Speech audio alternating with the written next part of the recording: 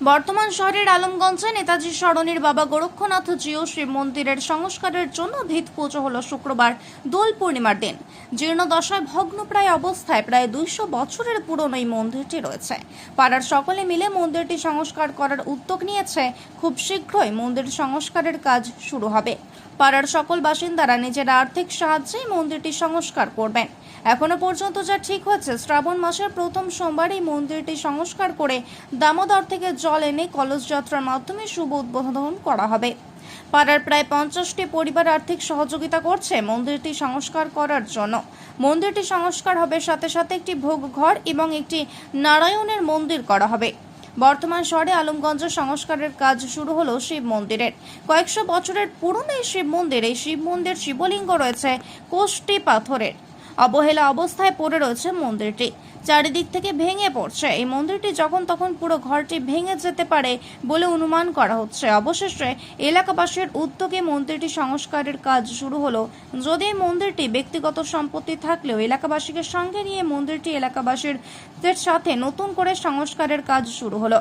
যদিও সারা বছর এই মন্দিরে নিত্য সেবা করে থাকেন এলাকার মানুষজন, তারাও চেয়েছিলেন এই মন্দিরটি সংস্কার করা হোক। এরপর থেকে নবনির্মল হয়ে যাবার পর মন্দিরটিকে ধুমধাম সহকারে প্রতিষ্ঠা করা হয় এবং সারা বছর নানান অনুষ্ঠান কর্মসূচিও পালন করা হবে। শিবরাত্রি থেকে শুরু করে যা যা পূজার দিনগুলি থাকে সেই দিনগুলোকে বিশ্বাস করে মর্যাদা দেওয়া হবে। এই মন্দিরে নামকরণ দেওয়া হয়েছিল গোরক্ষনাথ মন্দির।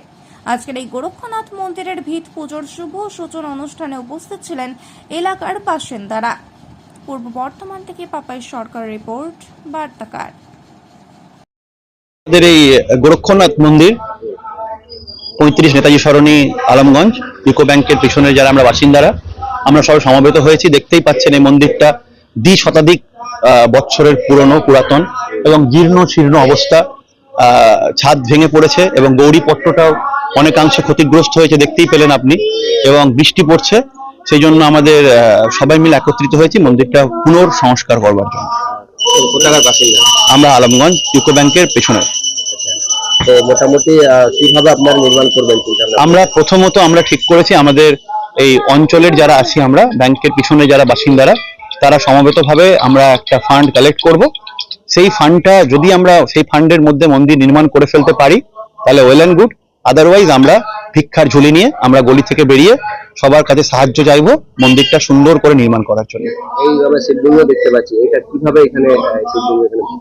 এই শিবলিঙ্গের ইতিহাস বহু পুরনো, বহু প্রাচীন এবং এটা গোরক্ষনাথ জিউ এবং এটা কোষ্টি পাথরের এবং অনেক বহু পুরনো উত্তরপ্রদেশের গোরক্ষনাথ জিউ। এখানে কি করে এসেছিল, মানে কিছু আশা কি প্রতিষ্ঠা করেছিল বা এটা প্রতিষ্ঠিত লিঙ্গ। আপনার নাম? আমার নাম সব্যসাচী রায়। আপনারা মন্দিরটাকে দেখছেন?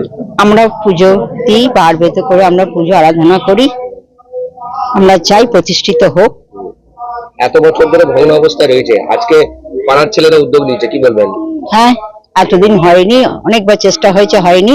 এখন আমরা সবাই মিলিত হয়ে এটা যাতে মন্দিরটা সংস্কার হয় সেইটা চেষ্টা আমরা করছি। মন্দিরটা সংস্কার ব্যাপারে কি চিন্তা ভাবনা করছেন আপনারা? মন্দিরটা নিয়ে কি করবেন বা কিভাবে পুজো আর বড়সড় করে পুজো করবেন ভাবছেন? হ্যাঁ, যেমন আমাদের উঠবে সেরকম ভাবে আমরা মন্দিরটা করব। কোন জায়গাটা? হ্যাঁ, কোন জায়গাটা? এটা আলমগঞ্জ এই মন্দিরের ইউকো ব্যাংকের গলির পিছনে। এই মন্দিরটার কি নাম দিয়েছেন আপনারা কিছু? বাবা গোরক্ষনাথ জিউ। আপনার নাম? আমার নাম কাজল গুহ।